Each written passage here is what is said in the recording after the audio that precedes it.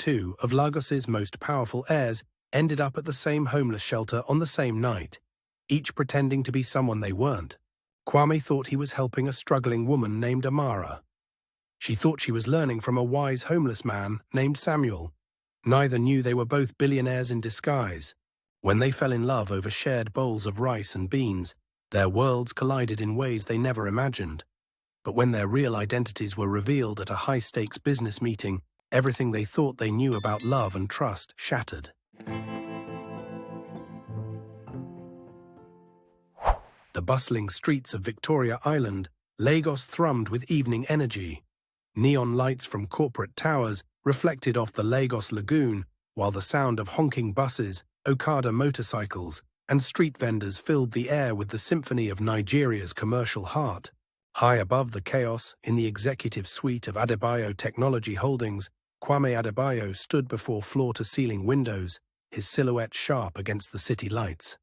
At 35, he was devastatingly handsome in the way that only came from generations of good breeding and excellent nutrition. His dark skin gleamed with health, his close-cropped hair was perfectly styled, and his tall, athletic frame filled out his tailored Italian suit with unconscious elegance. But his deep brown eyes, usually warm and laughing, were hard with frustration. "Sir," his assistant Tunde knocked softly on the glass door, "the board meeting minutes are ready for your review." Kwame turned, his expression troubled. "Tunde, someone is stealing our designs. Our new solar panel technology was leaked to Okafor Industries before we even filed the patents." Tunde, a thin man in his 40s with wire-rimmed glasses, nodded grimly. The security team found evidence of corporate espionage, but no leads on the source. "It has to be someone with inside access," Kwame said, his voice tight with anger. "Someone I trust." He looked back out at the city. "My father built this company on integrity. I won't let some greedy insider destroy his legacy." "What do you want to do, sir?" Kwame was quiet for a long moment, then turned back to his assistant. "I need to get closer to the street level. Find out what people are really saying about our competitors. But I can't do it as Kwame Adebayo. Everyone knows my face." "Sir, you're not thinking of—" "I'm thinking of disappearing for a while," Kwame said firmly, "becoming someone else, someone who can move through Lagos without being recognized." Tunde looked alarmed. "That's very dangerous, sir. And where would you even—" "There's a shelter in Surulere, near Okafor Industries headquarters, Hope Community Center. I've donated to them anonymously for years. Time to see what I've been supporting." Across the lagoon in Banana Island, Amara Okafor sat in her minimalist home office, surrounded by sketches of clothing designs and fabric swatches from across West Africa. At 33, she was breathtakingly beautiful with the kind of natural elegance that couldn't be bought. Her smooth, dark skin seemed to glow from within. Her long black hair was wrapped in a colorful Jeel head wrap, and her tall, graceful figure was draped in a flowing boo-boo dress of her own design. But her usually bright eyes were clouded with concern. "Ma'am," her personal assistant Funmi entered carrying a tablet. "The sustainability report from our Kano factory is ready." Amara looked up from her sketches. "And? The working conditions are—" "Not what we hoped," Funmi said diplomatically. "Despite our investment in upgrades, the workers still face significant challenges." Amara's heart sank. Okafor Fashion House had been her grandmother's dream, to create beautiful clothing that celebrated African heritage while providing good jobs for Nigerian workers. But maintaining ethical practices while competing with fast fashion giants was proving nearly impossible. "The documentary crew wants to start filming next week," Funmi continued. "They're excited about the angle of African fashion meets social responsibility." "How can I talk about social responsibility when I don't even know what my workers really experience?" Amara said, frustrated. "These reports tell me nothing about their actual lives." She stood and walked to her window, looking out at the luxury compounds of Banana Island. "My grandmother started this company with nothing. She knew every seamstress by name, ate with them, understood their struggles. How can I honor her legacy if I'm this removed from the reality of their lives?" Funmi hesitated. "What are you thinking, ma'am?" Amara turned back to her assistant, her eyes now bright with determination. "I'm thinking I need to disappear for a while. Really understand what it means to struggle in Lagos. Ma'am, there's a community center in Surulere, Amara continued, her voice gaining strength. Hope Community Center. They help people who are homeless, unemployed, struggling. I've been supporting them through the foundation, but I've never actually seen their work up close. Funmi looked alarmed. You want to volunteer there? I want to live there, Amara said quietly. As someone who needs help, not someone who gives it. I want to understand what desperation really feels like.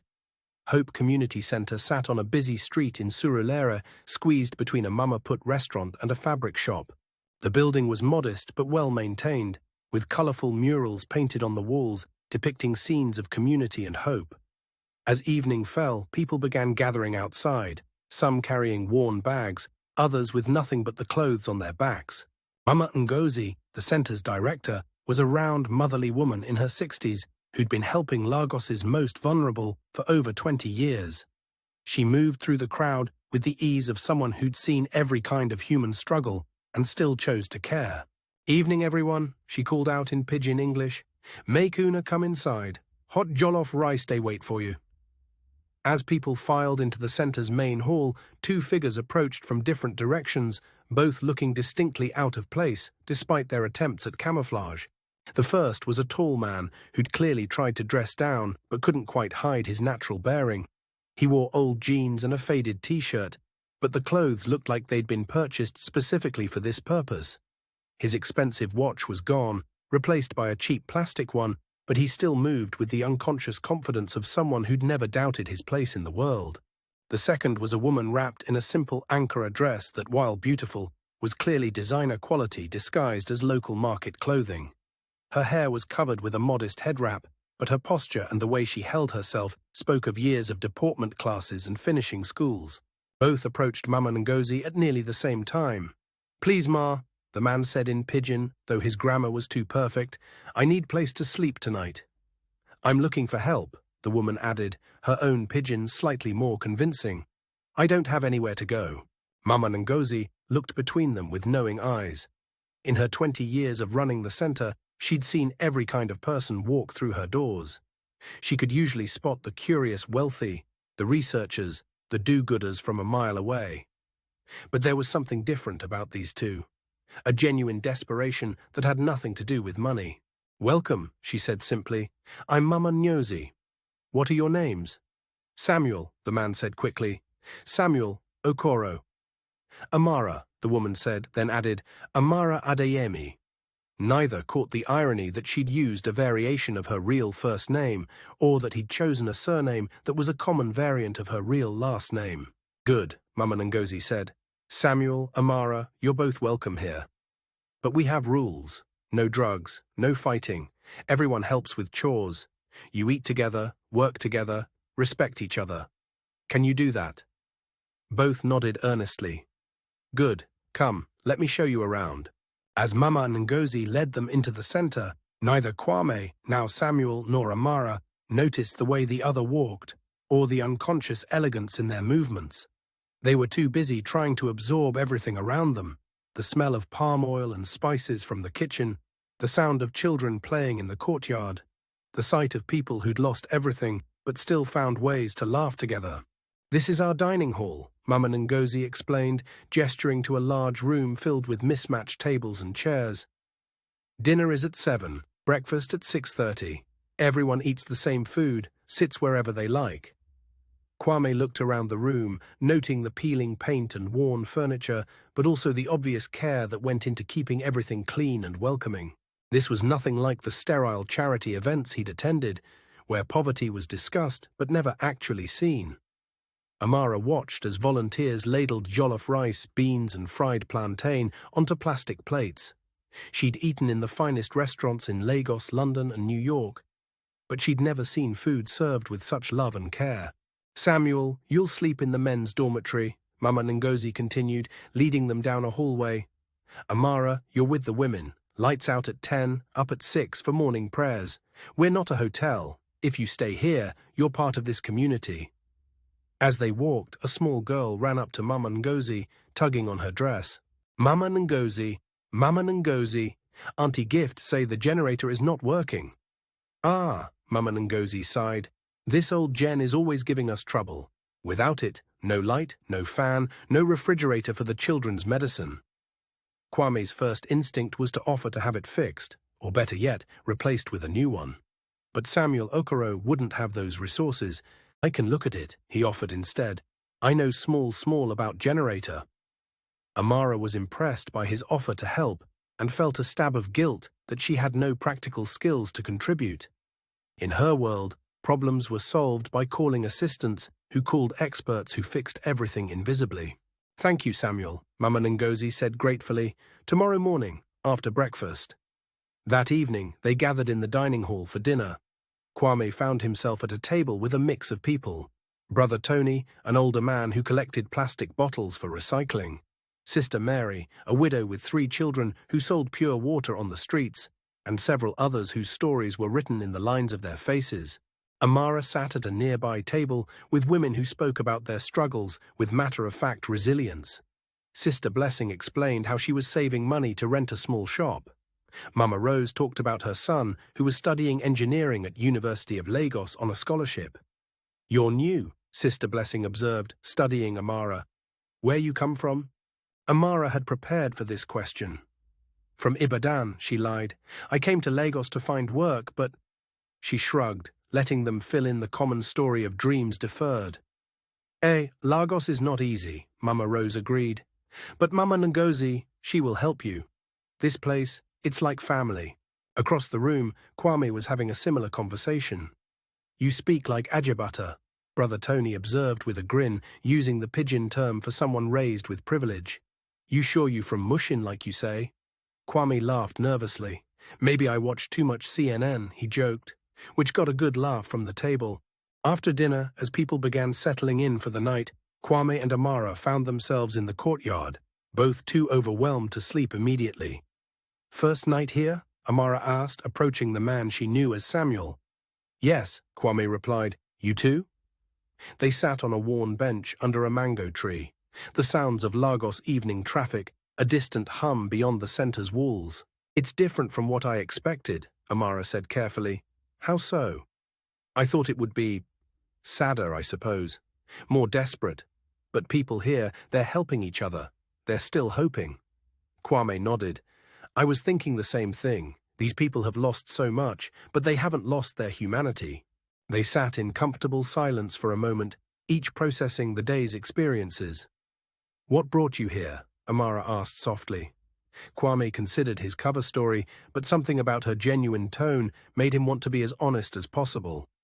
"I lost my job," he said, which was technically true if you considered taking a leave of absence as losing a job. My boss found out I was asking questions about some business practices he didn't want examined." Amara felt a chill. What kind of business practices? Stealing ideas from competitors, lying to investors, the kind of corruption that makes it impossible for honest businesses to survive. This struck very close to home for Amara, whose family company had been accused of similar practices by competitors. "That's terrible," she said, meaning it. "What will you do now?" "I don't know," Kwame admitted. "I've never been without work before. Never been without options." Amara understood exactly what he meant, though he couldn't know that. "What about you?" he asked. "What's your story?" "I was working in fashion," Amara said, sticking close to the truth. "But I realized I didn't understand the people I was supposed to be helping. I was making decisions about their lives without knowing anything about how they actually lived. So you left." "I decided I needed to learn what it really means to struggle before I could claim to care about people who do." Kwame was struck by her honesty and self-awareness. "That's very brave." "Or very foolish," Amara said with a sad smile. "Maybe both," Kwame said gently, "but mostly brave." As they sat there talking, neither realized they were having the most honest conversation either had experienced in years.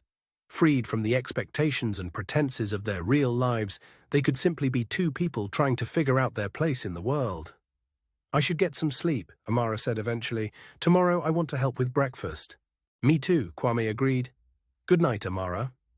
"Good night, Samuel." As they parted ways to their respective dormitories, both felt a strange lightness they hadn't experienced in years. For the first time in their adult lives, they'd been valued not for what they could provide, but for who they were in the moment. Neither knew that their real identities made them natural enemies. Neither suspected that the person they were beginning to care about was exactly the kind of wealthy elite they'd grown to distrust. All they knew was that tomorrow couldn't come soon enough. Over the next 2 weeks, Kwame and Amara settled into the rhythm of life at Hope Community Center. What had started as research for both of them gradually became something deeper, a genuine connection to the community and, increasingly, to each other. Each morning at 5:30 a.m., the center came alive with the sounds of people preparing for another day of survival. Kwame had taken over maintenance duties with an enthusiasm that surprised everyone, including himself. He fixed the temperamental generator, repaired wobbly tables, and somehow managed to coax the ancient PHCN electrical connections into more reliable service. "Samuel, you have magic hands," Mama Nosy said one morning as she watched him repair a broken fan. "Where you learn all this?" Kwame wiped sweat from his forehead, genuinely proud of his work in a way that corporate achievements had never satisfied him. My father was a mechanic," he lied smoothly. "He taught me before he died." The lie came easier now, but it still made him uncomfortable. His real father had built a technology empire from nothing, but had died when Kwame was 25, leaving him to navigate the complexities of wealth and power alone. Meanwhile, Amara had found her place in the center's kitchen and childcare area. Despite her complete lack of experience with practical domestic tasks, she threw herself into learning with determination that impressed everyone. "Sister Amara," Mama Joy, the head cook, said as she watched Amara attempt to cut vegetables, "you hold that knife like it going bite you." Amara laughed nervously. She'd never prepared her own food in her life. That's what private chefs were for. "Please teach me, Mama Joy. I want to learn properly." What followed was a crash course in cooking Nigerian staples that was both humbling and exhilarating for Amara. She burned plantains, oversalted egusi soup, and somehow managed to make gari lumpy, but she kept trying with a determination that won over even the most skeptical volunteers. "You try too hard," Sister Funka observed one afternoon as Amara struggled with pounded yam. "Cooking is not about being perfect. It's about putting love inside the food." That evening, as the community gathered for dinner, Kwame and Amara found themselves sitting together more and more often. Their conversations had deepened beyond small talk into real discussions about life, dreams, and the growing awareness of inequality they were both experiencing firsthand. "You know what I noticed?" Amara said quietly as they shared a simple meal of rice and beans. "The people here work harder than anyone I've ever known, but they can't get ahead because the system is designed against them." Kwame nodded grimly. "Brother Tony told me he collects plastic bottles 12 hours a day, 7 days a week, and still can't afford to rent his own room. Meanwhile, people like—" He caught himself before saying, "people like us. Rich people throw away more food in one meal than he earns in a month." "It makes me angry," Amara admitted. "All those big men in their expensive cars talking about helping the poor, but they don't even see people like Brother Tony as human beings." Kwame felt a stab of guilt. How many times had he driven past people exactly like Brother Tony without really seeing them? "What can we do about it?" he asked. "I don't know," Amara said honestly. "But I know I can't go back to pretending I don't understand what poverty really means." Their growing social consciousness was matched by a deepening personal connection. In the evenings, after the center's daily activities wound down, they would sit in the courtyard and talk for hours. Freed from the pressures and expectations of their real lives, they were discovering who they really were beneath the layers of wealth and privilege. "Tell me about your dreams," Amara said one evening as they sat under the mango tree that had become their unofficial meeting spot. Kwame was quiet for a moment. "I used to think I wanted to build something big, important, leave a legacy." He paused. "But being here, I think maybe I just want to help people. Really help them, not just write checks and feel good about myself." "That's beautiful," Amara said softly. "What about you?" "I wanted to create something that mattered," Amara said, thinking of her fashion empire, "something that would honor my family's legacy while making the world a little more beautiful. But I'm realizing that beauty without justice is just vanity." They were developing an intimacy that neither had ever experienced. In their real lives, relationships were complicated by questions of motives and power dynamics. But here, as Samuel and Amara, they could simply enjoy each other's company without hidden agendas.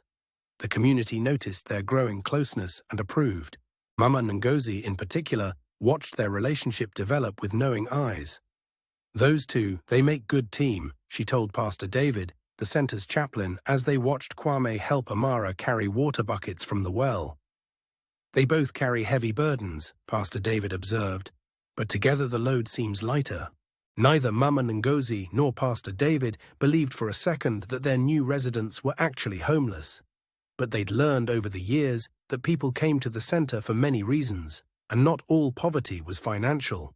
As their third week began, both Kwame and Amara were struggling with the growing gap between their assumed identities and their real feelings. Small incidents threatened to expose their deceptions daily. One morning, Amara's iPhone fell out of her bag while she was helping serve breakfast. She quickly grabbed it and shoved it back, but not before several people noticed. "Sister Amara," Brother Philip said with a raised eyebrow, "that phone cost more than my whole family earn in 6 months." Amara's heart pounded. It's not mine," she said quickly. "I found it. I was hoping to return it to the owner." The lie felt terrible, but Brother Philip nodded understandingly. "Good for you, sister. Many people would just keep it." Similarly, Kwame had his own close calls. When the center's ancient computer finally died completely, he instinctively started to offer to replace it before catching himself. "Maybe we can organize a fundraiser," he suggested instead, but his eagerness to solve the problem immediately raised eyebrows. "You very concerned about this computer," Brother Tony observed. "You know how to use well? Small, Kwame said modestly, though he could probably fix their entire IT infrastructure in an afternoon. Despite these near misses, their deception held, and their relationship continued to deepen. One evening, as they walked to the nearby market to buy ingredients for the next day's meals, a task that had become their shared responsibility, Amara found herself studying Kwame's profile in the golden light of the Lagos sunset. "Samuel," she said softly. "Yes? I want you to know that these past few weeks have been the happiest of my life." Kwame stopped walking and turned to face her. They were standing in the middle of a busy street, surrounded by the chaos of evening traffic and Okada motorcycles. But for a moment, it felt like they were the only two people in the world. "Mine too," he said quietly. Without thinking, he reached out and touched her face gently. Amara leaned into his touch, her eyes closing briefly. "I never thought I could feel this way about someone," she whispered. "What way?" "Safe, understood. Like you see the real me, not just what I can do for you." Kwame's heart clenched with guilt. She was right. He did see the real her, but she had no idea who he really was. "Amara," he said carefully, "what if you found out that someone you cared about wasn't exactly who they seemed to be?" Amara's eyes opened, and for a moment he thought she might confess everything. Instead, she said, "I think people are more than just their circumstances. Who you are when you have nothing, that's your real self. And if someone had been hiding their circumstances..." Amara considered this. "I suppose it would depend on why they were hiding and whether their feelings were real." Kwame nodded, filing this away. Maybe, he thought, there was hope for honesty between them eventually. That night, as they returned to the center with their market purchases, they found the community buzzing with excitement. "What's happening?" Amara asked Sister Mary. Big announcement," Sister Mary said happily.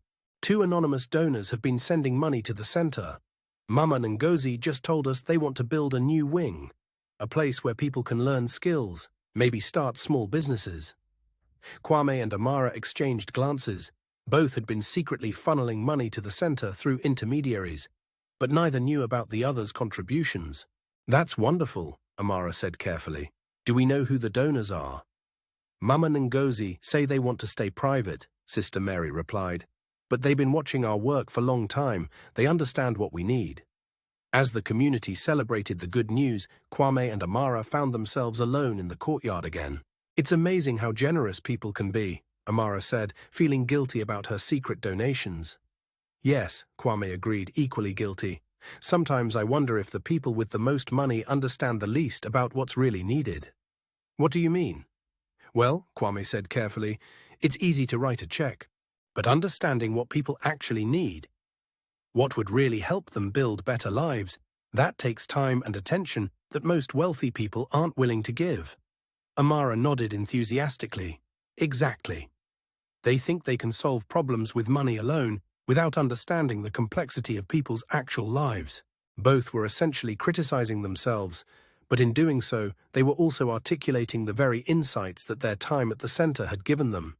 I hope these donors are different, Amara said softly. Me too, Kwame agreed. As they sat there under the stars, both felt the weight of their deceptions more heavily than ever. They were falling in love, but they were falling in love with people who didn't fully exist. The question was whether the real people beneath the disguises could love each other just as deeply. Neither knew that the answer to that question was about to be tested in the most dramatic way possible. By their fourth week at Hope Community Center, Kwame and Amara had settled so completely into their assumed identities that they sometimes forgot they were pretending. Their days had developed a comfortable rhythm. Morning prayers with the community, breakfast preparation, various work assignments, evening meals together, and long conversations under the mango tree that had become their sanctuary. But their growing comfort with their fake lives made the near discoveries all the more jarring. It started on a Tuesday morning when Funmi, Amara's real-life assistant, drove past the center while Amara was hanging laundry in the courtyard. Amara spotted the familiar car and dove behind a sheet, her heart pounding. "Sister Amara, what are you doing?" Sister Blessing asked, finding her crouched behind the clothesline. I thought I saw a wasp," Amara lied, peering carefully around the sheet to make sure Funmi's car was gone. "Ah, you fear wasp like small pekin," Sister Blessing laughed. "Don't worry, they won't hurt you if you don't disturb them." That same afternoon, Kwame had his own close call when Tunde called his personal phone during lunch. Kwame had forgotten to turn it off, and the distinctive ringtone, a custom version of Fela Kuti's Water No Get Enemy that cost more than most people's monthly income, rang out across the dining hall. Everyone stopped eating to stare at the source of the elaborate ringtone. "Brother Samuel," Brother Tony said with raised eyebrows, "your phone sound like big man phone." Kwame quickly silenced it, his face hot with embarrassment. "It's my cousin's phone. He let me borrow it to find work." "Your cousin must be doing very well," Brother Tony observed dryly. "He works for government," Kwame said lamely. The near misses were becoming more frequent as both struggled to maintain their deceptions while their real lives demanded attention. Kwame's company was facing a major crisis. The corporate espionage had escalated, and Okafor Industries was apparently preparing to release a suspiciously similar version of Adebayo Technology's revolutionary solar panel design. Meanwhile, Amara's documentary crew was growing impatient with her absence, and her board of directors was asking increasingly urgent questions about the company's direction. But the most dangerous moment came during their fifth week, when both were nearly exposed simultaneously. It was a Friday evening, and the community was celebrating Brother Philip's birthday with a small party in the dining hall. Someone had brought an old radio, and Afrobeats music filled the air as people danced and laughed together. Kwame was attempting to learn the Azonto dance from Sister Mary's teenage daughter when the radio announcer's voice cut through the music. And now business news.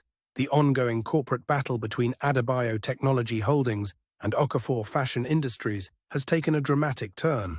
Sources say Adebayo Technology CEO Kwame Adebayo has disappeared completely, while Okafor Fashion heiress Amara Okafor has been missing from public events for over a month. Both Kwame and Amara froze. Across the room, their eyes met in a moment of pure panic. "Ah, these rich people and their wahala," Mama Joy said dismissively, reaching over to change the station. "Always fighting over money while poor people suffer." "Maybe they both run away together," Sister Funker joked.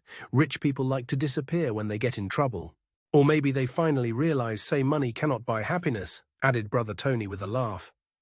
The radio crackled back to music, but Kwame and Amara remained frozen, staring at each other across the crowded room.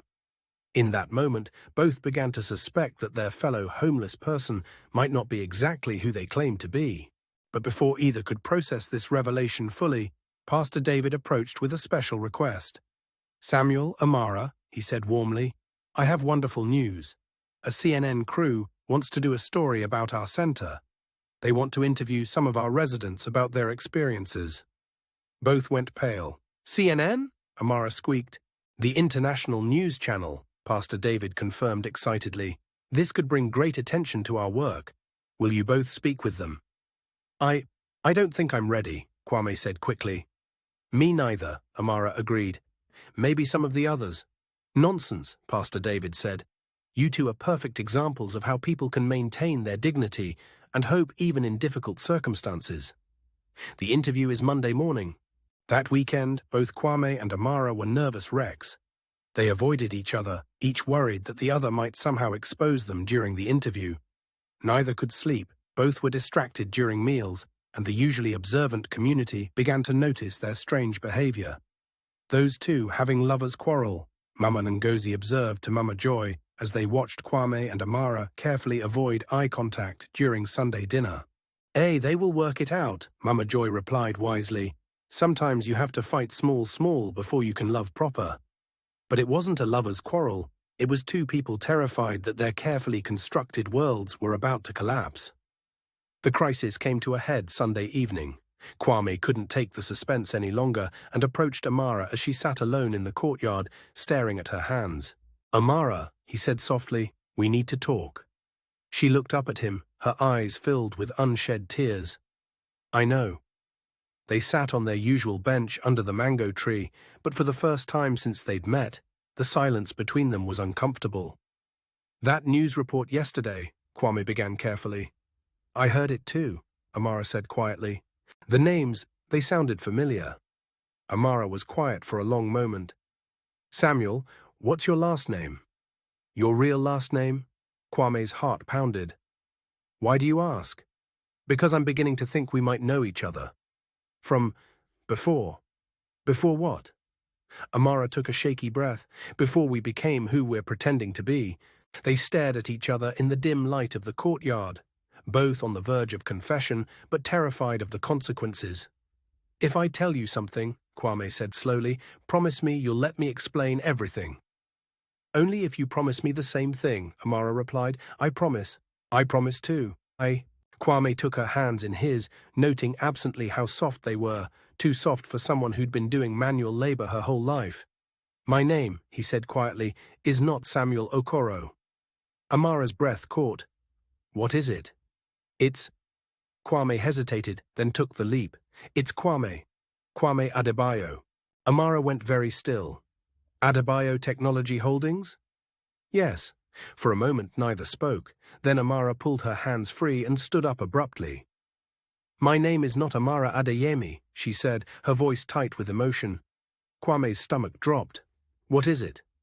"Amara Okafor, Okafor Fashion Industries." The silence that followed was deafening. They stared at each other across the small space between them, and suddenly it felt like a chasm. "You're the corporate spy," Kwame said quietly. "You're the one trying to destroy my family's company," Amara replied. "I'm not trying to destroy anything. Someone at your company is stealing my designs." "That's impossible. We don't even work in the same industry." "Don't we?" Kwame stood up, his voice rising slightly. "Your company has been moving into sustainable fashion technology. Solar-powered manufacturing facilities, green energy applications for textile production." Amara's face went pale. "How do you know about that?" "Because those are my designs being used. My solar panel technology, my energy storage systems. All of it adapted for textile manufacturing without my permission."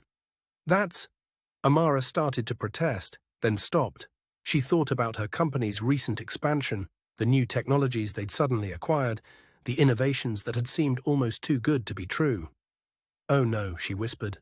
"You didn't know," Kwame realized, seeing her expression. "I've been away," Amara said numbly. "I've been here. My board of directors. They've been making decisions without me."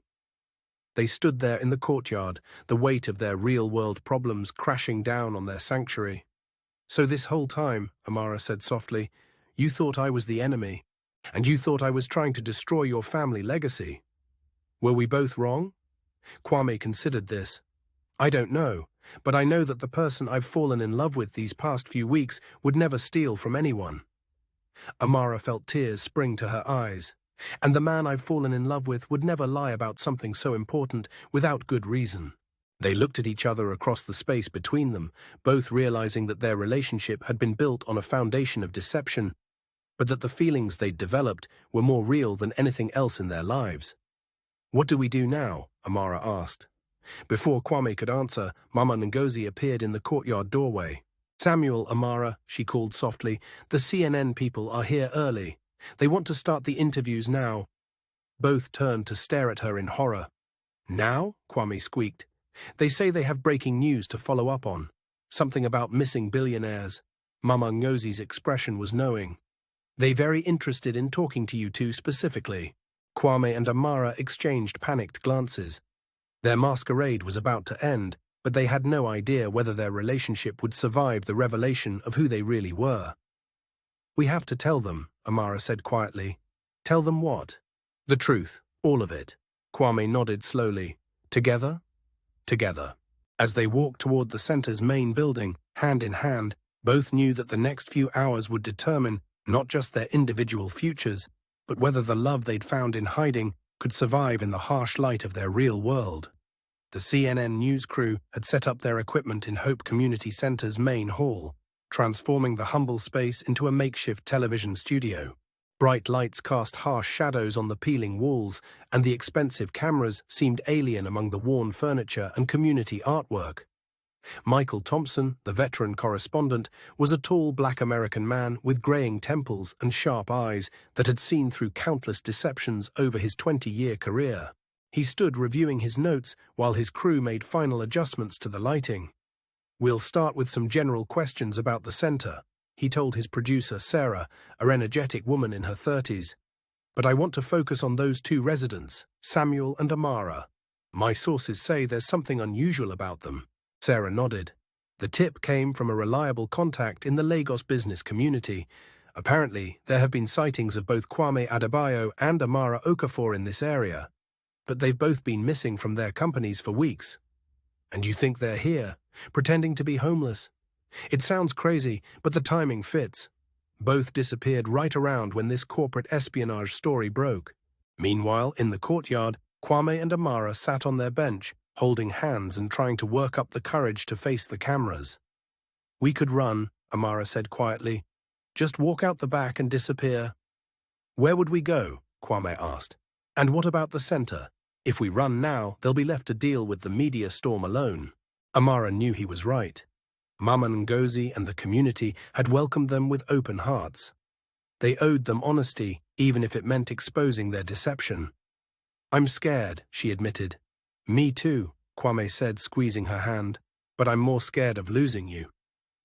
"What if everything changes when people know who we really are?" "Then we'll figure it out together." They sat in silence for another moment, watching the sun set over Lagos through the compound's gates.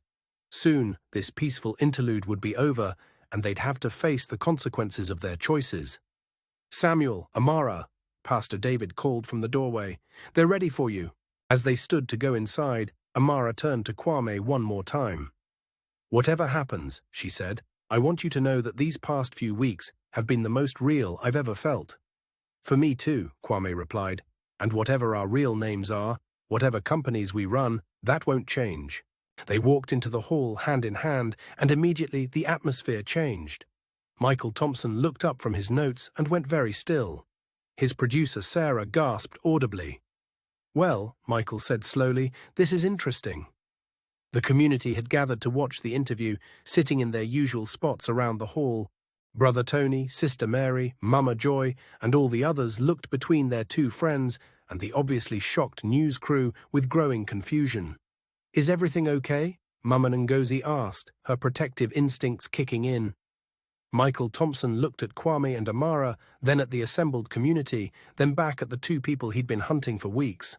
"Ladies and gentlemen," he said to his camera crew, "I think we have a much bigger story than we planned." He turned to address Kwame and Amara directly.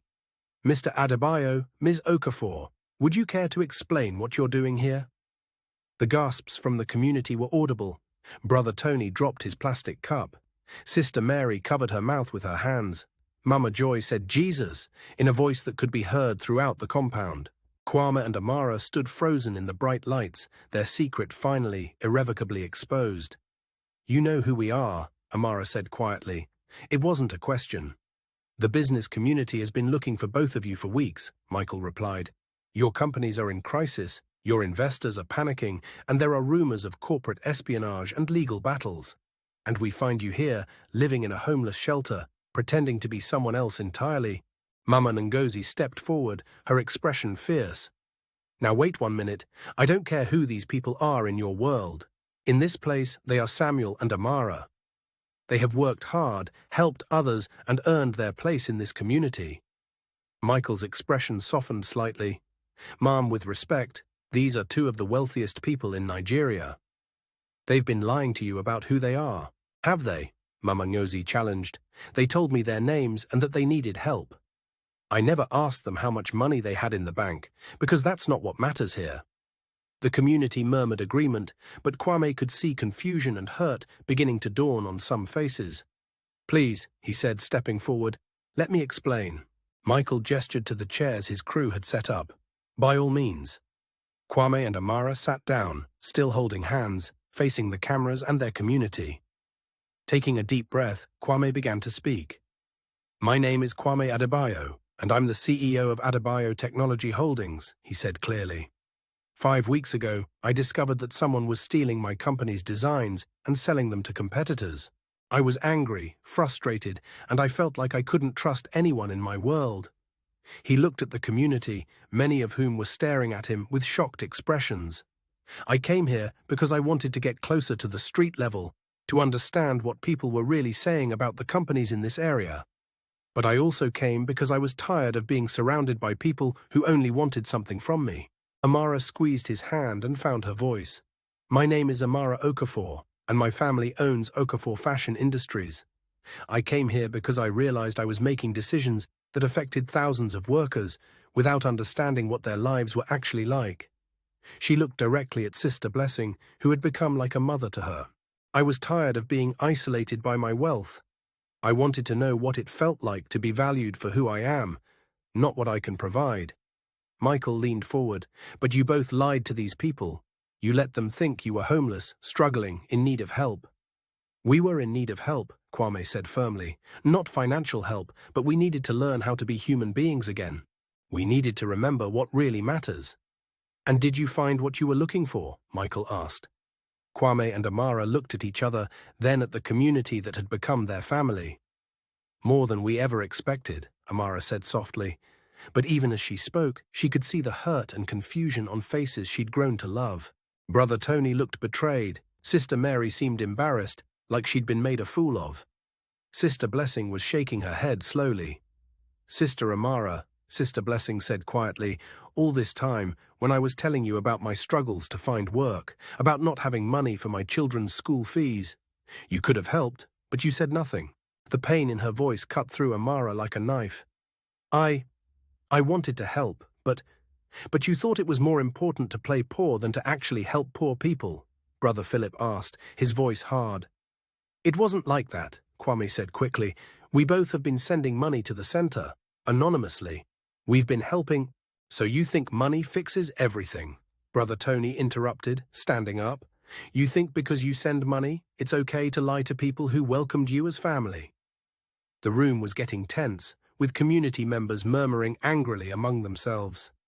Michael Thompson watched the drama unfold with the keen interest of a seasoned journalist.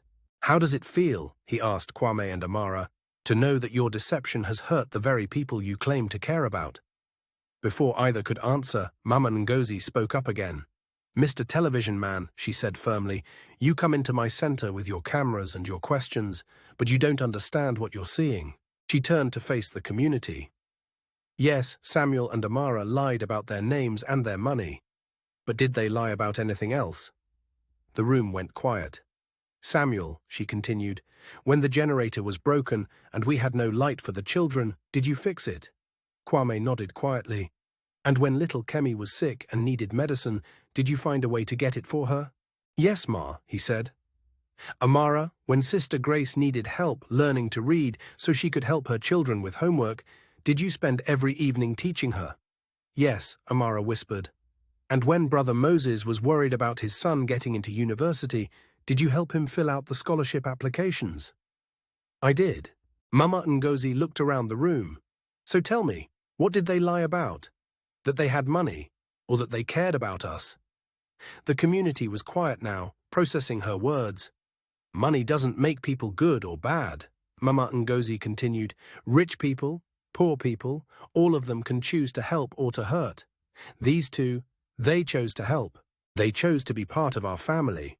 Maybe they should have told us their real names, but they never lied about their hearts. Sister Mary stood up slowly. Samuel, Kwame. When my daughter was crying because the other children were teasing her about her old uniform, you spent your own money to buy her new clothes.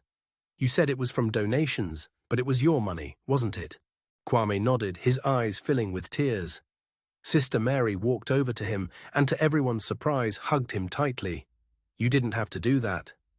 Rich or poor, you didn't have to care about my child. But you did. One by one, other community members began to stand and share similar stories. The angry mood in the room began to shift as people remembered acts of kindness that had nothing to do with money and everything to do with genuine care. Michael Thompson watched this transformation with growing interest. This wasn't the story he'd expected to find, but it was clearly a powerful one. So, he said to Kwame and Amara, what happens now? You've been exposed. Your companies need you. Your real lives are waiting. Kwame and Amara looked at each other, then at the community that had become their family. We go back, Amara said quietly. We have responsibilities, employees, people depending on us. But we don't go back as the same people who left, Kwame added. We've learned things here that will change how we do business, how we treat people, how we use our resources. And each other? Michael asked.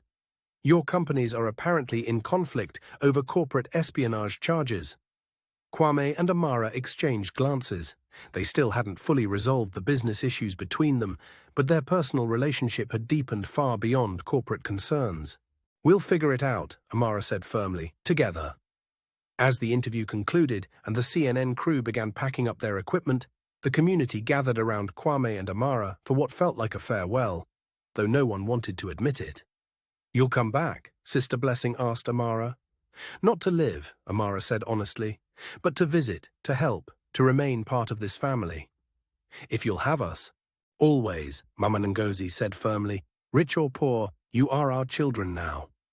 As the news crew left and the community settled in for the evening, Kwame and Amara found themselves alone in the courtyard one more time, sitting under their mango tree. Tomorrow we go back to being billionaires, Amara said softly. Are you ready? No, she admitted. Are you? No. But we can't stay here forever, and maybe we can take what we've learned back with us. What if our real worlds tear us apart? Amara asked, voicing her deepest fear. Kwame took her hands in his. Then we'll fight for what we have. We'll choose each other over our companies, over our families' expectations, over whatever the world tells us about what people like us are supposed to do. Promise? I promise, do you? I promise. As they sat there under the stars, both knew that the hardest part of their journey was still ahead. They'd found love in hiding, but now they had to learn whether it could survive in the light. 3 months later, the Lagos Business Journal featured a cover story that shocked the Nigerian corporate world. The merger that changed everything. How love transformed two business empires. The Echo Hotel and Suites was buzzing with activity as Lagos's elite gathered for what was being called the business event of the decade. The Adebayo-Okafor partnership was officially launching, and everyone who was anyone wanted to witness the unprecedented collaboration between two of Nigeria's most powerful families. In the luxurious penthouse suite, Amara Okafor stood before a full-length mirror, adjusting a stunning Jeel head wrap that complemented her flowing iro and buba in brilliant turquoise and gold. The traditional Yoruba attire was a far cry from the simple Ankara dresses she'd worn at Hope Community Centre, but her eyes held the same warmth and purpose that had drawn Kwame to her in the first place. "Ma'am," Funmi said from behind her, "the guests are arriving. Are you ready?" Amara took a deep breath, looking at her reflection. She was no longer the isolated heiress who had fled to a homeless shelter 3 months ago, nor was she the simple woman who had learned to cook jollof rice in a community kitchen. She was something new, someone who understood both worlds and was determined to bridge them. "I'm ready," she said. Meanwhile, in another suite down the hall, Kwame Adebayo was having his own moment of reflection. He wore a magnificent agbada in deep blue, embroidered with gold thread, but his thoughts were far from fashion. In his hands he held a small wooden carving, a mango tree that Brother Tony had made for him as a going-away gift. "Sir," Tunde said quietly, "it's time." Kwame pocketed the carving and nodded. "Let's go change the world." The ballroom was filled with Nigeria's business elite, government officials, and international investors. But scattered throughout the crowd were familiar faces that made both Kwame and Amara smile. Mama Ngozi in her finest wrapper and gel, Sister Mary with her daughter in matching outfits, Brother Tony looking proud in a new suit, and many others from Hope Community Center. The evening began with the formal announcement of the Adebayo-Okafor partnership, a groundbreaking collaboration that would combine Adebayo Technology's sustainable energy innovations with Okafor Fashion's manufacturing expertise to create Africa's first fully sustainable fashion ecosystem. But what captured everyone's attention was the passion with which both CEOs spoke about their mission. "Ladies and gentlemen," Kwame began, addressing the crowd from the podium, "3 months ago, I thought I understood business. I thought success was about profit margins, market share, and beating the competition." He paused, his eyes finding Amara in the crowd. "But I learned something that no business school teaches. The most successful enterprises are built on understanding the real needs of real people. Not market demographics or consumer profiles, but actual human beings with hopes, dreams, and struggles." Amara stepped up to join him at the podium. "Our new partnership isn't just about combining two companies," she said, her voice clear and strong. "It's about creating a business model that proves you can be profitable while being genuinely helpful to your community." She gestured to the Hope Community Center residents in the audience. "These are our consultants, our advisors, and our friends.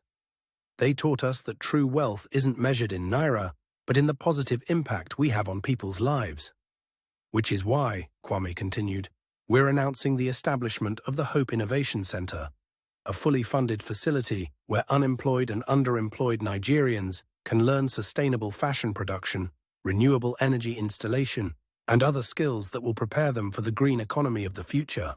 And," Amara added with a smile, "every graduate of the program will be guaranteed employment in one of our partner companies, with full benefits and opportunity for advancement."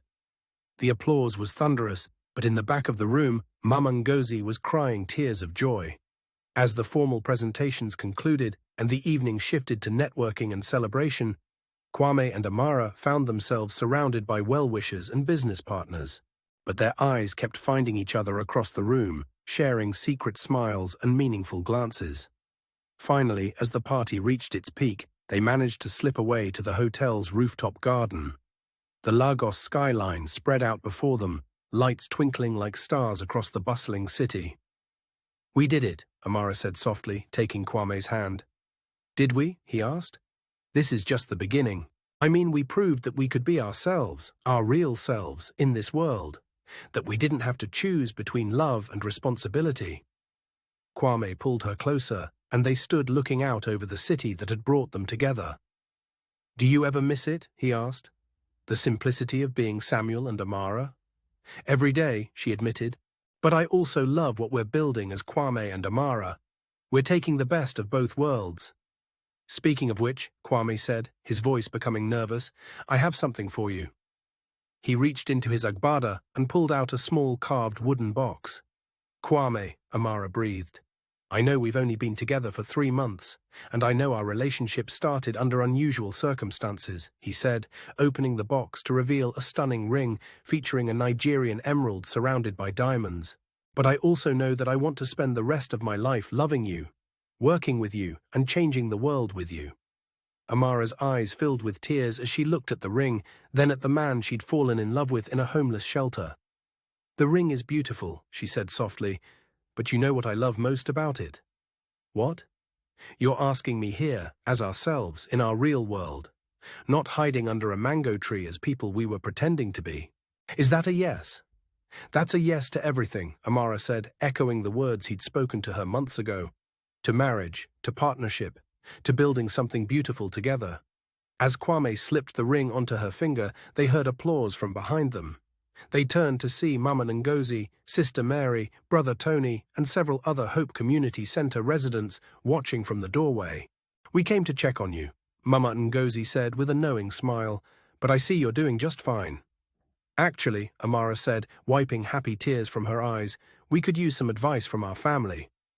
The group gathered around them on the rooftop, and as they shared stories and laughter under the Lagos sky, both Kwame and Amara realized they had achieved something they'd never thought possible. They had integrated their two worlds seamlessly. They were wealthy, yes, but they were wealthy with purpose. They were powerful, but they used that power to lift others up. They were in love, but their love extended beyond themselves to encompass a vision of what Nigeria and the world could become. The Hope Innovation Center graduation ceremony was held not in some fancy hotel, but in the original Hope Community Center's newly expanded facilities. The walls that had once been peeling were now covered with murals depicting scenes of innovation and community, painted by local artists who had been some of the center's first success stories. Amara Adebayo, she had taken Kwame's name but kept her business identity as Okafor, stood at the podium, 6 months pregnant and glowing with happiness. She wore a beautiful maternity boo-boo in the Hope Center's colors, green and gold, and her words carried the authority of someone who had lived both sides of the Nigerian dream. "Today we celebrate not just the graduation of 50 skilled artisans and technicians," she said to the packed hall, "but the proof that when you invest in people, really invest in them, with training, respect, and opportunity, there's no limit to what they can achieve." In the audience, Sister Blessing beamed with pride. She had been one of the first graduates of the fashion design program and now managed her own small boutique that specialized in sustainable, locally made clothing. Next to her sat Brother Tony, who had discovered an unexpected talent for solar panel installation and now supervised a team of 20 technicians. Kwame watched his wife with adoration, marveling at how pregnancy had only made her more radiant. When she finished her speech and joined him in the audience, he took her hand and felt their baby kick in response. "She's going to be a fighter like her mother," he whispered.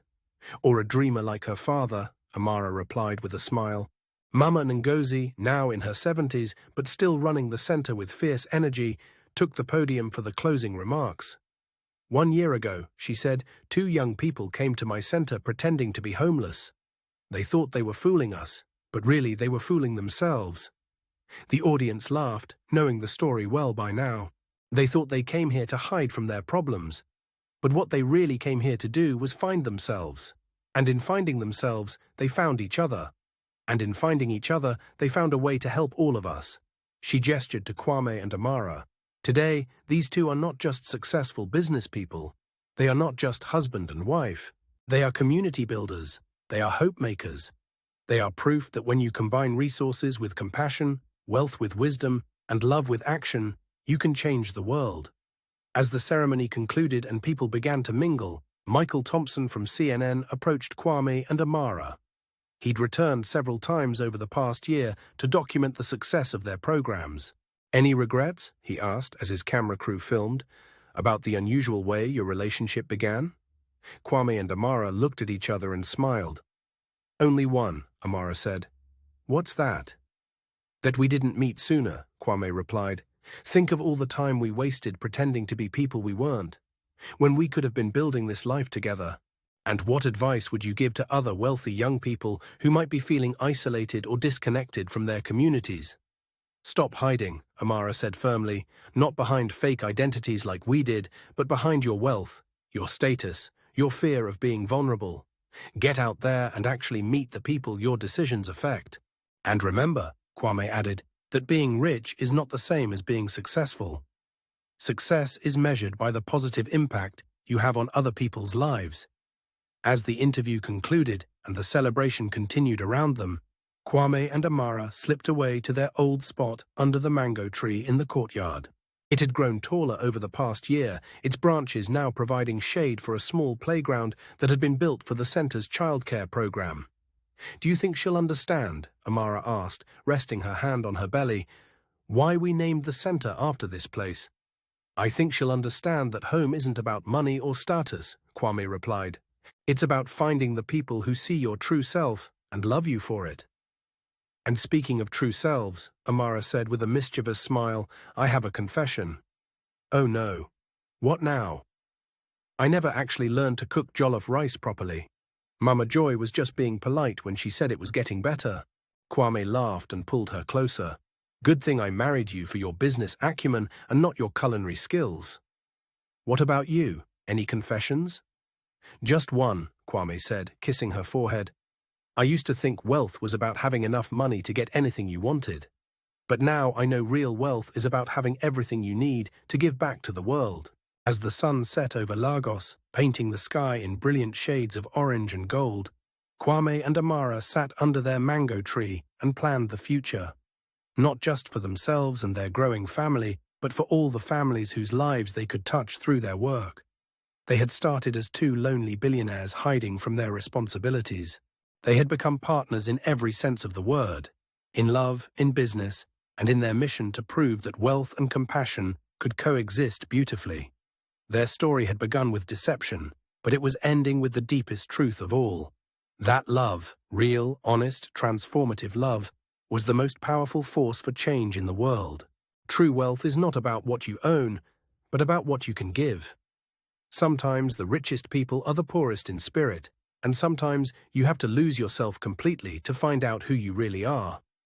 Love doesn't recognize bank balances or social status. It only recognizes genuine hearts. And when two genuine hearts come together with resources and purpose, there's no limit to the positive change they can create in the world. In Nigeria, we say, "Na small, small they build house. Little by little, we build a house." Every act of kindness, every moment of genuine connection, every choice to help rather than harm, these are the building blocks of a better world. And sometimes that better world begins with two people sitting under a mango tree, learning to see each other and themselves clearly for the very first time.